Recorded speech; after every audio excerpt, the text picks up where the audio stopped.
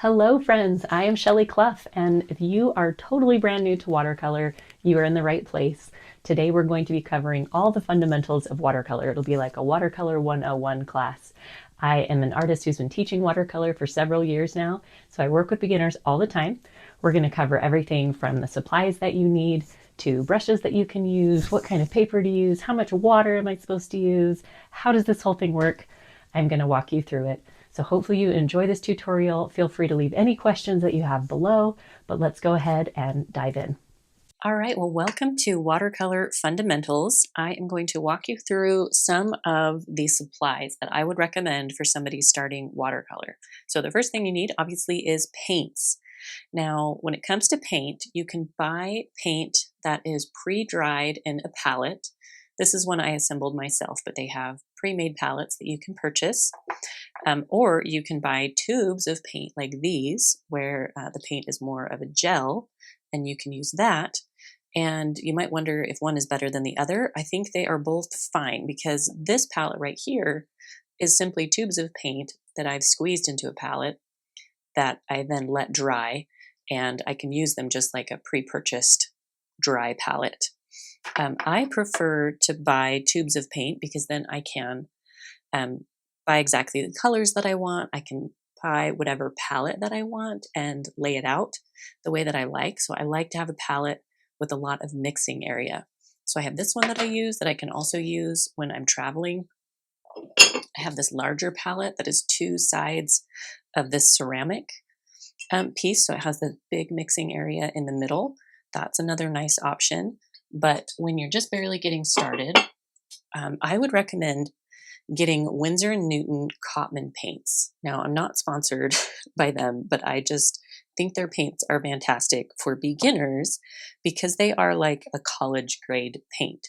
So they also have a professional line, and generally the difference between a professional line and the Cotman line, these pigments are more pure. These are almost like copycats of pigments that are used in a professional grade paint.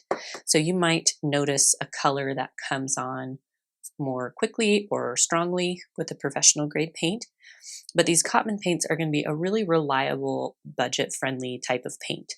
So I'll link below a couple of pre-made palettes that they offer. I'll also link a kit of tube paints that they offer. And if you want this palette that I use, I'll link that below too. Those are all great options for getting started. And then let's talk about paper and brushes.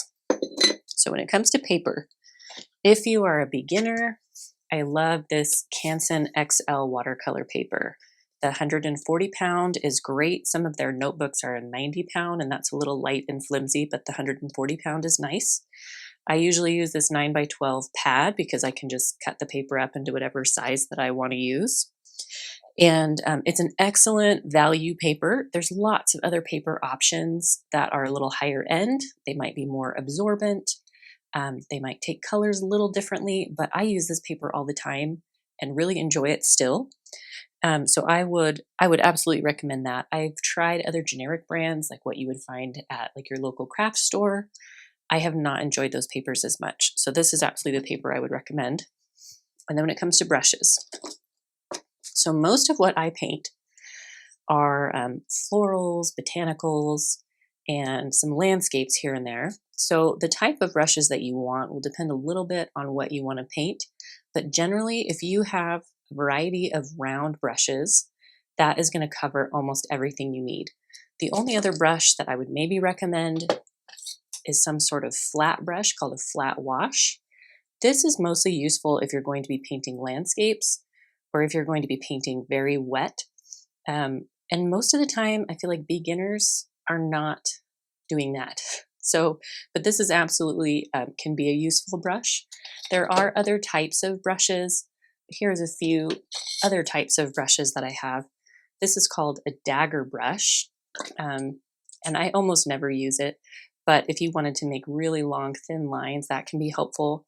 This is an oval wash brush, and it can be fun for making different shapes of like petals and leaves and whatnot. And then I do have a couple of filbert brushes like this one. Generally, filbert brushes are used for acrylics and oils, but sometimes I will use a filbert brush for watercolor if there's just a certain shape that's really hard to achieve with the pointed brush. So some things to look for in a brush are you want bristles that collect into a nice point. And some brushes will look like they have a nice point when you purchase them, and then after a while they will start to wear out and the point won't be quite as noticeable. So this is like a cheaper Scholastic brush that I use for my in-person workshops because it's all beginners and I don't want to use super nice brushes. But when I get it wet, it will still collect into a point there. So that's just sort of something to keep in mind, is that you do want it to have a nice point. Generally, the brands that I trust would be Winsor & Newton and Princeton. Those are two really great brands, and they tend to have, these are also Princeton's, just another line. They tend to have good budget options, and I'll link to a few of those below. And I like to have like a size 4, a size 6, and then like an 8 or a 10. If I could only have 3 brushes, I would probably pick these 3 sizes, like a 4, a 6, and a 10, because you can get a really broad spectrum of painting done with these 3 brushes. So now that we have our tools figured out, we're going to talk about actual painting skills. So one of the things that is worth highlighting about watercolor is that it requires water to work. I know that feels self-explanatory, but it's when you, especially if you've painted with other mediums like acrylic or oils, even just playing with, tempera paints or something, watercolor, the way that it moves is with water. Water is the medium by which it functions. And sometimes it's tempting to want to use watercolor paints at a very kind of thick level that is not using very much water, and that is not going to, it's not going to function the way watercolor is designed to. So you can see here, I have paints that are dry in a palette, and in order to get my paint ready, I'm just dipping my brush in water and then wetting that dry paint and then bringing pigment onto my mixing area. And so this is called activating your paint, because really you're just getting it wet. It kind of wakes it up, and then you can start mixing it with water to get ready to paint. So once I pull pigment out, then I can kind of do a dance of adding water and adding pigment to get a translucency that I want. So watercolor is meant to be a little bit see-through most of the time that you use it. That's how a lot of the beauty of watercolor happens, is because of that translucency. And sometimes that's hard to get used to, that it's not supposed to be opaque when you put it on your paper. So for example, I have this brush, I have some paint loaded up on it, and I'm just going to make a mark here. And this is sort of like a medium tone of watercolor. And so if I come up close to the camera here, you can see that I can see some of the texture of the paper through that. It's and the wetness on the paper, you can see that it's shiny, and you can see a little bit of puddling there. If I move my paper, it'll kind of drip along and move. But that level of translucency is what most of your painting will be, like this or lighter. So for example, if I take this same palette and I add more water to it, so I'm just making a little side puddle over here, and then I make another little splotch. This is still the same color, just a different level of opacity. And I can keep that going by taking just tiny bits of pigment and adding more water. So this is showing us the range of one color of watercolor. And then I'll show you on like the super pigmented side, if I go straight into the paint color and I paint just with that. Sometimes I'll see students painting with this level of thickness and opacity to their watercolor paint, and that's not really its ideal performance level. This kind of opacity you want to save usually for like final details on a painting, but it's not what the bulk of your painting is going to look like. So now I want to show you some watercolor functions. So if I were to come here and take some of my paint and just make a line of it here, watercolor, when you put it on paper, it will not move off of a wet area to a dry area. Wherever the line is between wet and dry, it will not move. But if there's an area that's wet, and then paint touches it. So if I'm wetting a little area right here, and then I start bringing paint over, you can see dry paper, and now it's wet. And you can see those colors starting to merge over. That's not a harsh line anymore. So all on this area, the paint stayed exactly where I put it. But right here, because the paper was wet, that paint could move. That's called wet on wet, when you have wet paint touching wet paint. And sometimes that can be really fun. So for example, if I have some yellow here and then I'm painting some pink next to it, and I let those kind of merge in the middle, it will make some fun color bleeds as that dries. I'm just going to bring in that yellow more intensely. So you can see in the middle, those colors are merging, and there's almost an orange color that's appearing because they are talking to each other. So when you have wet surface touching wet surface, those colors will talk to each other. But so sometimes it's nice and sometimes it's a problem. So if, for example, I was trying to paint a red flower, let me just get like a nice pigment going here of red. So this is my, not a flower, but I'm trying to paint a red flower, and then I wanted to add a green stem on that.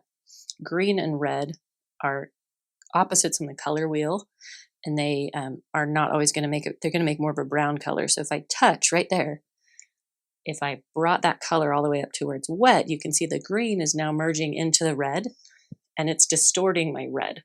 Sometimes that effect is what you want, but it's just something to be aware of because it's not always what you want. And if those colors talk to each other like that, it may disrupt your whole painting.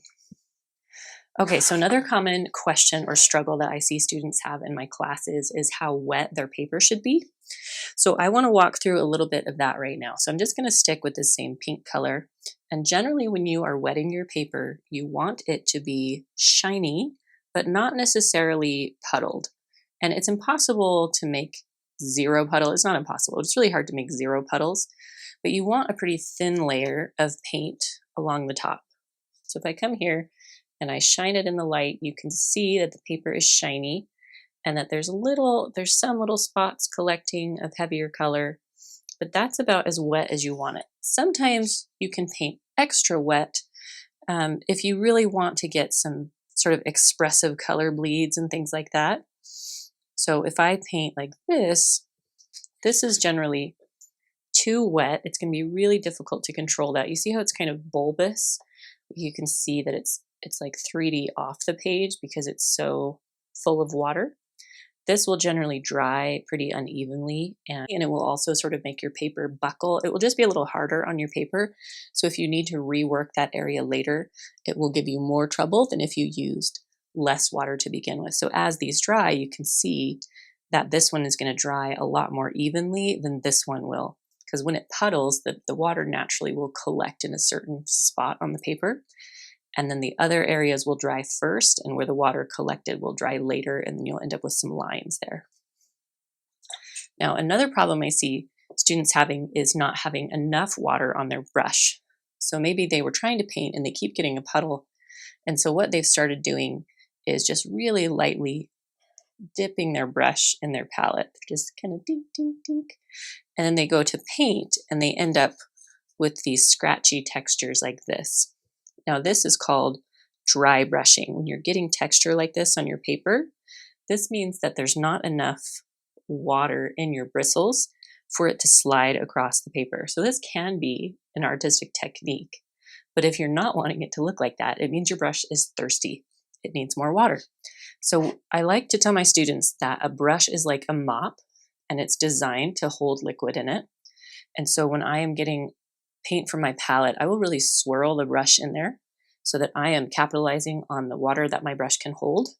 And then I will just give it a couple taps on my palette. And what that does, either taps or little scrapes, and that makes sure that you're not going to get water whooshing out as soon as it touches the paper. So if I were to swirl without tapping, if I just really load my brush, as soon as I touch the paper, I get a lot of paint that comes out right away, and it's pretty puddly. But if I swirl and then do a little scrape or tap, then I get a lot smoother of a paint line right there. But if you, when you do that swirl and your bristles are wet enough, you can make a smoother line. And the longer or the larger stroke that you're going to be making, the more wetness you will want on your brush. And that's generally why you would choose a large brush versus a small brush, is just the square footage, the square inches that you're covering. Because the large brush is going to hold more wetness, it will be able to cover a larger area before it gives you that scratchy texture. The smaller a brush is, the smaller area it's designed to be able to cover. So those are your fundamentals of how the paints function and how much water to use and sort of how those things interact. Now we're going to go over some key brush strokes that are really useful to use. And I'm going to give you a few exercises that you can practice at home to sort of get the hang of how to watercolor. So what you can do first is sort of get a nice puddle of paint going on your palette so that you have something to work with. I like to make sure I have a good size puddle like this if I'm painting a larger area. That way I'm not constantly remixing my paints as I'm, halfway done with my painting. So I have my big puddle done. And then some of the exercises that we are going to try is one, creating a nice long stroke. So for this, I'm actually going to grab a slightly larger brush so that it is long enough. When I grab a new brush, I always like to swirl it in my water first to make sure the bristles are wet and that my paint is not good. It just helps it function better. So if I swirl that in my paint and then give it a little scrape, I'm going to try to make some long strokes here. So you can see this larger brush is allowing that stroke to go a lot farther before I start getting that scratchy texture. And if this is lighter than I want, I can keep my puddle the same and just add more pigment to it. So you can keep the same amount of wetness to your paint supply that you're working from and simply change the ratio of pigment to water. So now I've got a little bit richer pigment and I'm going to do that same stroke again. So see how that's a lot darker, but I didn't really change how wet my puddle is. I just changed the amount of pigment that I had added to it. Another thing that's helpful is to get familiar with the range of that your brush can have. So these watercolor brushes, they're similar to like a calligraphy pen, where light pressure creates a really thin line and higher pressure or heavier pressure creates a wider line. So I like to practice using a really gentle amount of pressure and seeing just how thin of a line I can make with this brush. And I will often turn my brush, because the bristles always collect in a slightly different place. I'll kind of rotate it until I can find what the skinniest point is where those bristles have collected and make sure that that's the angle I'm sort of putting on the paper. But I will try, and even if there's little breaks in the line, it's getting that super light amount of pressure that I want to make that little line. You can also practice making tiny little flicks with your brush to get used to how you can use it with really light pressure. And when you're making tiny flicks like this, that is when you would want to, very gently dip your brush in the paint, because it's such a small area that you're covering. You really don't need very much paint to do that. So that is another exercise, making those tiny little flicks. And then one of the most important brush strokes, if you are going to be painting anything botanical like flowers and leaves, is what I'm going to show you right now. So I'm loading my brush up with some paint. I start with light pressure and then I press down on the brush. And you can see as I press, those bristles start to spread out. And then as I keep dragging and lift while I drag, it makes another point at the other end. Now I have a leaf shape. And you can do that again and again. You press, and then you lift and drag until you get that point on the other side. So this can take a lot of practice to really get good at it. But once you have practiced, you can start to do it pretty quickly, and you can change the angle that you're doing that stroke on. So if I want a big leaf, I can do light pressure and then sort of press over and back in. And then I can do the same thing on the other side, over and back in. And it's the same fundamental brush stroke, but I'm just arranging it differently. And now I have this pretty wide leaf that I've painted. But in general, you just want to get used to being able to make the full spectrum of your brush usable. Pressing and lifting. You really don't need to be very gentle with these brushes. They're designed to be pressed way down on. And if you're struggling to get those bristles to kind of spread out, you can try, as you press, kind of wiggling a little bit, and that will help your bristles spread out. Or you can try sort of bending, almost like making a rainbow shape. So you start thin, and then as you press, you're sort of pressing up and then coming to a point, and then doing the same thing on the other side, pressing down and then coming back up to a point. So that is a super important brush stroke if you're going to be painting leaves and petals and things like that, just to get comfortable using the full spectrum of pressure on your brush. Now, a couple other really helpful brush strokes that you can learn. One of them is called scumbling. So I'm just going to change colors here just for fun. I'm going to use indigo, which is a really dark blue.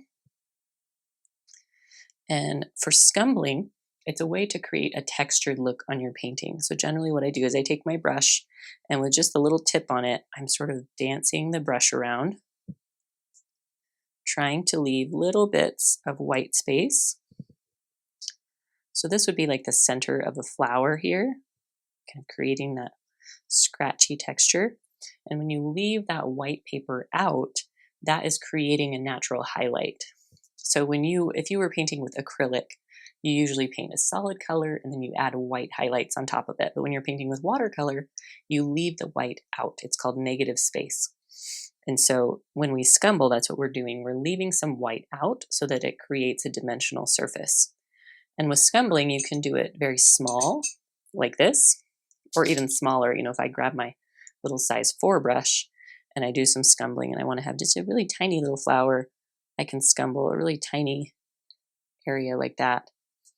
But you can also scumble on a larger scale.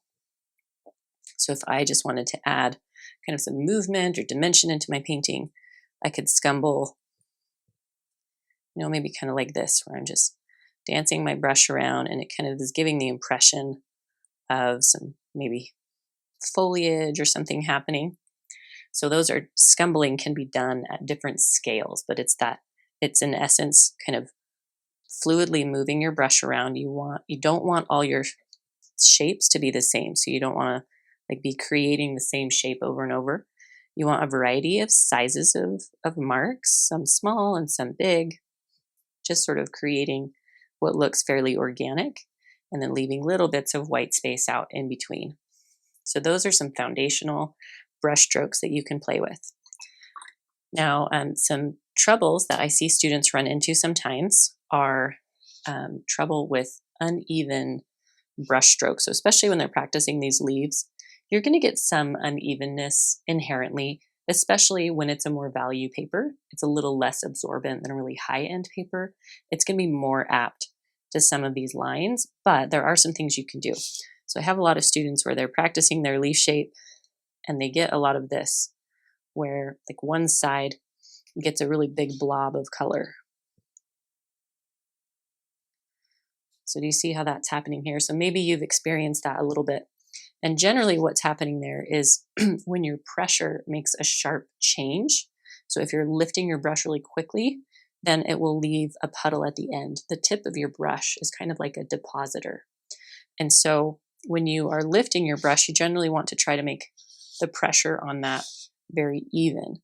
So as I press down, and then as I lift, I want to kind of ease that angling up. So again, if I lift quickly, then it leaves that little bloop of liquid at the end.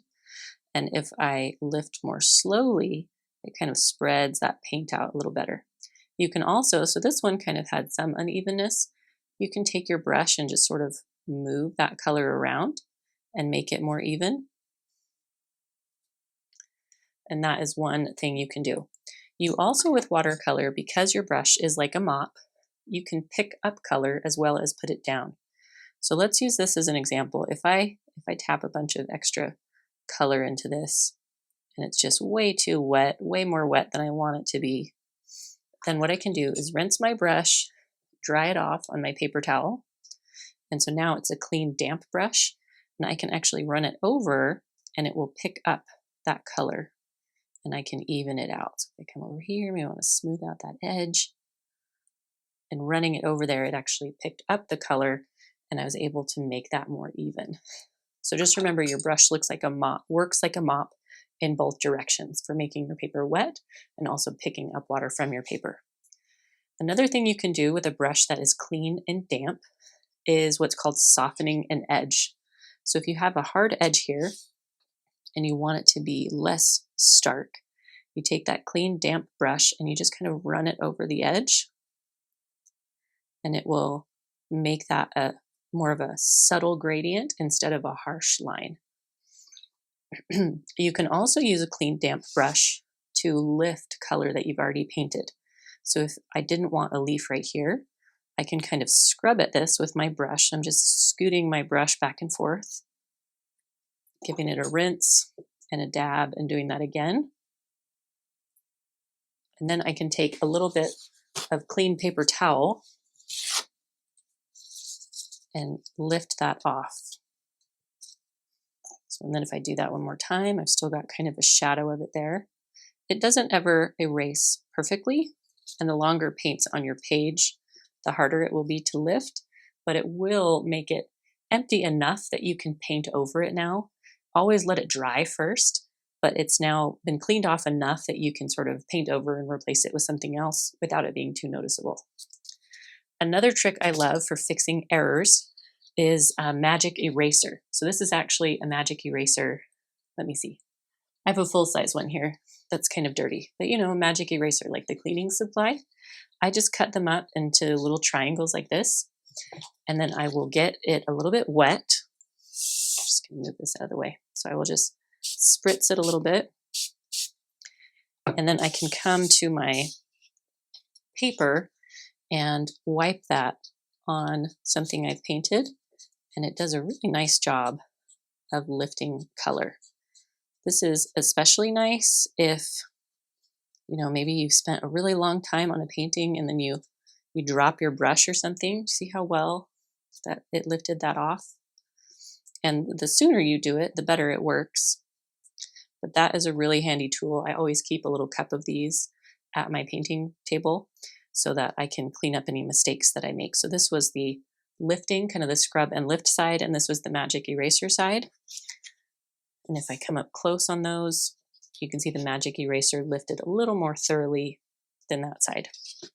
So those are a couple of techniques to help you if you've made a mistake and you are trying to fix it. Okay, so now I just have a couple more things I'll walk you through, one of which is layering with watercolor. So we talked about wet on wet. Another technique is wet on dry. So with watercolor, the way you create dimension is with layering. So right now we have one layer on all of these strokes that we've made, and some of them look fairly flat. So like this leaf in particular, the color we laid down was very even. The leaf looks very flat. Now if I want to create some dimension on that, I can add a layer to it. So if I come and I get that same paint we used before, and I maybe go over a portion of that leaf,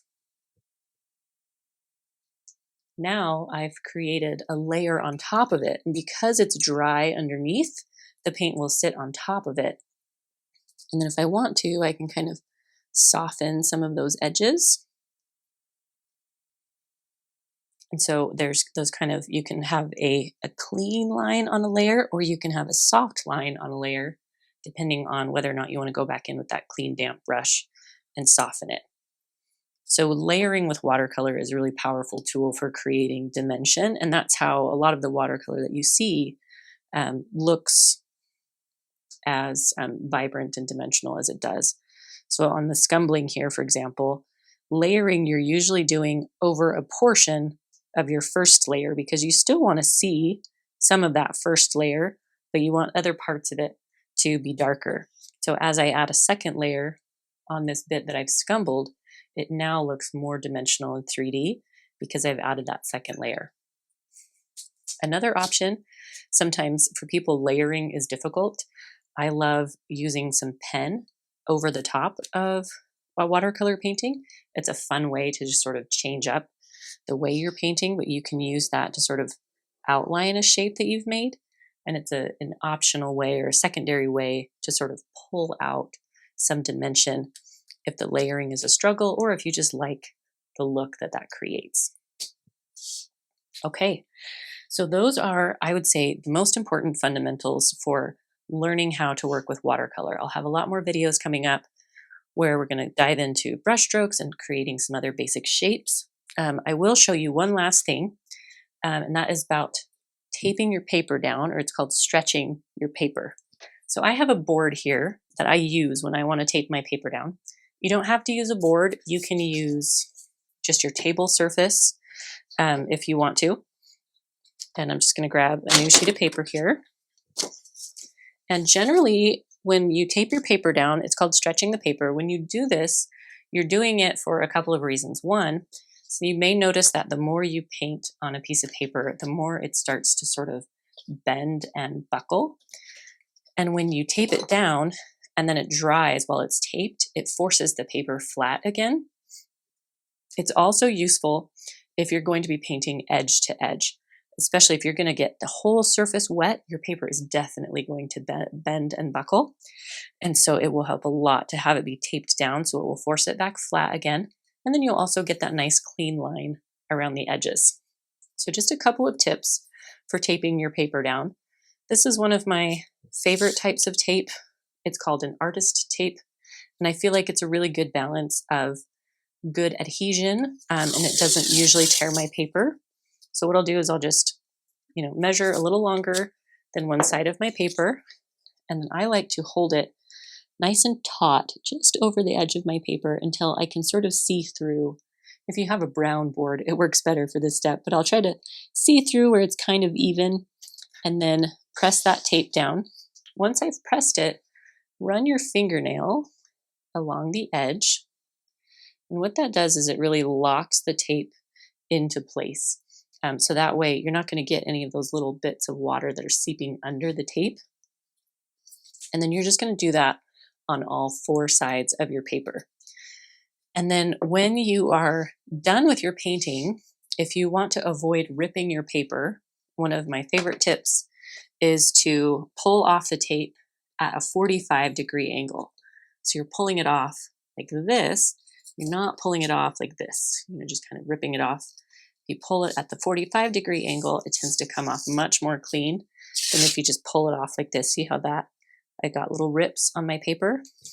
But if I carefully do it at the 45-degree angle, it comes off nice and clean. Another tip is if you're worried about ripping your paper at the end, you can use a blow dryer or a heat gun, run that over your tape, and it will loosen the adhesive just enough that you can pull it off really easily. Okay, I think that is the end of our watercolor fundamentals. I hope this video was helpful. I would love to hear if you have any other questions as you are exploring watercolor for the first time. I'll make sure to leave links below of some of the recommendations that I have, and we will see you all in the next video. Thanks so much for watching.